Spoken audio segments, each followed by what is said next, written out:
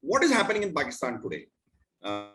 We see a lot of political turmoil there, economic meltdown, divisions in the army, then so-called tanzeems, or the religious fundamental groups like TTP, TLP, and even Imran Khan turning to becoming a very religious polarizing figure.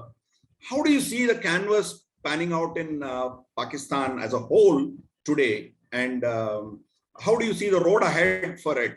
Do you see, give it a couple of years, 5 years, 10 years, or do you think the big powers are going to bail it out because it's a nuclear power? How do you see this whole canvas as it stands today? Well, Pakistan basically is, for me, Pakistan has gone bankrupt already, but they're not declaring it. And the problem with Pakistan is that Pakistan does not have a nationalist kind of far-sighted government or political party. They are all like working on ad hoc solutions. आज ऐसा कर लो, कल वैसा कर लो, इससे पैसे पकड़ लो, उससे पैसे पकड़ लो. States cannot be run like that, you see. So first of all, Pakistan has never focused on building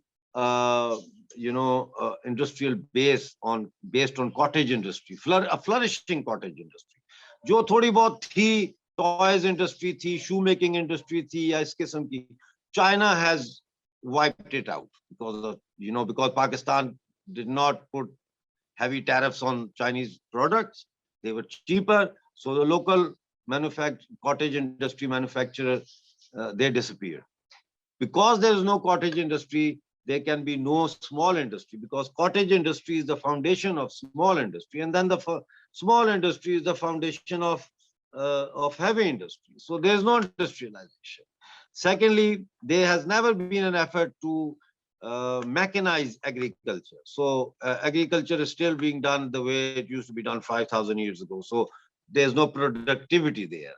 Then because it's not mechanized, now the irrigation canals are linked with agricultural, productivity. And if you don't clean your canals and your, river beds, then there are floods, because the mud and the sand that comes with the flow of the river and the canals settles and raises the base of that canal or that river. And when there are monsoons, the water has nowhere else to go other than into the fields, and it destroys the crops. So at any level, Pakistan has never taken any heed in trying to address these issues, and has been borrowing money. And then a factor that emerged in Pakistan's economy was the interference of the Pakistan military in Pakistan's economy. I mean, from producing cereals to weapons to clothes to banking sector to property sector, everywhere armies, foundations and armies, enterprises have taken over. And so the private sector that was supposed to grow in a civilian, under a civilian parliament's authority and a civilian parliament's guidance, never took place. So there is no private industrial base. It's all run by the military oligarchy.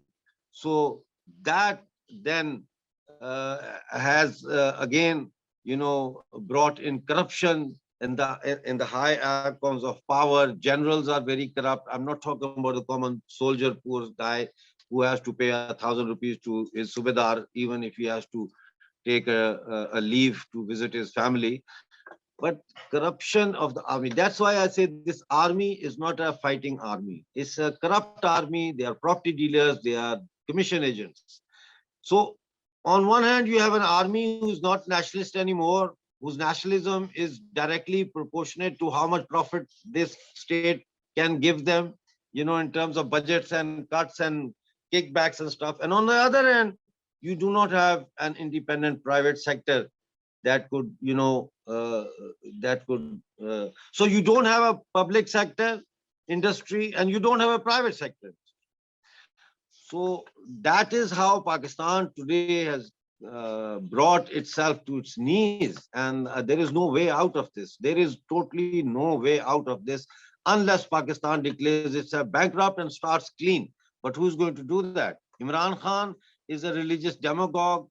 He is a narcissist. He is a fascist-minded person who cannot see anything beyond his own nose. And so there is Pakistan. I feel sorry for the people of Pakistan because they have been very unlucky in terms of economy, politics, and social infrastructure.